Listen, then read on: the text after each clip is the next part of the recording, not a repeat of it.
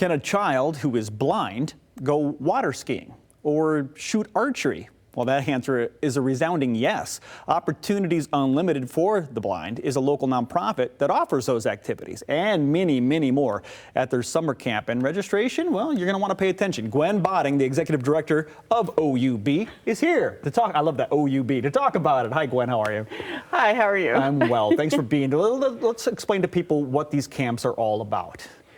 We are about giving kids who are blind and low vision the opportunity to learn new skills that they often can't learn in school because teachers don't have time or the resources, places to do them, or their parents just don't know how to do it. And they don't have degrees in teaching children who are blind when they have a blind child.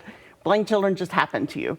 And we don't actually go water skiing, and we don't do archery, but we have done archery in the far past. Okay. But what we are doing is teaching kids to do things no one ever thinks they can do. Well, give me an example. Like riding a single bike. Well, just a bicycle. A bicycle by themselves, not a tandem. While blind. While blind. Obviously, a parent is going to say, not for my child. Pretty much. Right. But what happens is we have a professor from from Grand Valley Community College. Okay. He's a chemistry professor, but his hobby is riding with a partner who is totally blind, and they have actually gone cross-country, both west to east and north to south on the Continental Divide. So I figured he was pretty qualified to teach my kids how to do this. Sure. And they use radio helmets. Okay. So, and a lot of their kids have never been on a bike, so they don't know how to balance. So we actually have a physical therapist that loves to teach bicycling to every child. And so she comes and teaches them how to do the balancing part because they've never even used training wheels or anything because their parents are like, that's not going to happen. But they can. And that gives them so much power and it gives them so much self-confidence when they can pilot their own bicycle. That's, honestly, going more impressive than water skiing. It really is. And look at all these great shots. These are some of the things that you're doing. You're doing some gardening. You've got the canoe out, some baking. Wow, this is a busy time. How long does camp run for? Is it a day camp?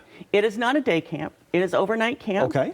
We have tents that we put on tent platforms. There are no cabins at our camp. We use the Optimist Club camp, which is on the west side of Grand Rapids. Okay. And the kids wake up to the sound of the Blue Jays yakking at them, which is great because at home that doesn't happen. Sure.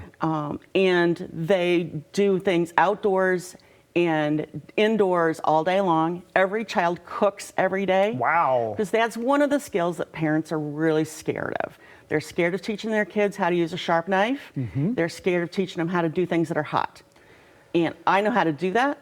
My son is blind. He's 31. He's a really good cook, except for the time he dumped half a box of pepper into the meatloaf. You're never going to let him forget that, are you, Gwen? No, I'm never going to let him forget that. And he was only 14 at the time. But he is a really good cook. And as you can see, some of my kids have really learned to do some important things. This young man his dad is from India, and his mom is white. And he learned to make naan, and he was so excited. You can see that on his face. This is my kitchen manager. She's totally blind. She's working with a staff member who's totally blind and a camper who's totally blind in the kitchen. Gwen, they're all in the kitchen around the heat, around the sharp objects, and it's a camp for kids, and I can hear the parents right now.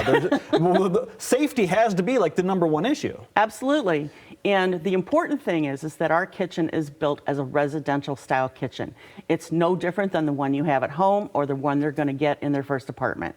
It doesn't have the giant overhead dishwasher. It doesn't have the 90,000 BTU 8-burner cast iron stove. It's just a regular oven, as you can see in the back of this picture. Just like you'd be doing at home. Absolutely. Right. So I'm teaching them skills. I teach them a different way to cut.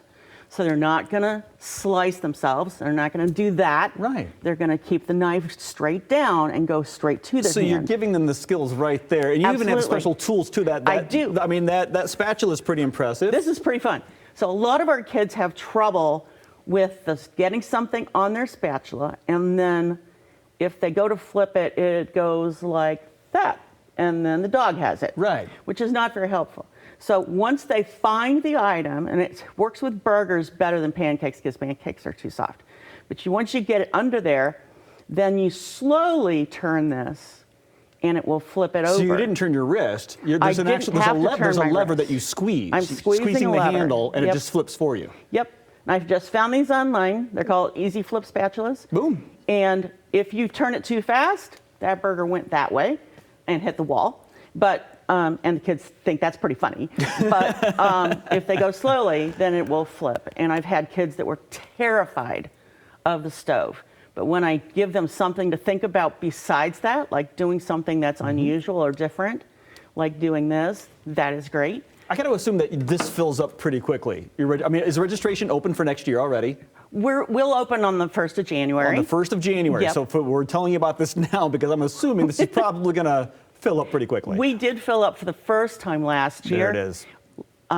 Blindness and low vision is a low incidence disability in all children all over the world. And so there aren't that many of them that don't also have so many other disabilities that they're able to participate in a camp like this Got one. it. Okay. But those that are, all of these kids are just fabulous people, and they need these opportunities to learn so that they can be not only independent, but can be contributing members of society. I love what you're doing, and I want you. to support that. And actually, before I let you go, I want to say there was one thing that really struck me that you said, and that was when anyone goes camping, they automatically get a new sensory experience. They Absolutely. automatically feel like they're in someplace else. But the way you described it was the Blue Jays, was the sound, was the hearing, Sounds. and how much different that must be for someone with low vision or blindness. Right. So what an incredible opportunity. January 1st is when it's going to open up. And let me tell you, it filled up last year. So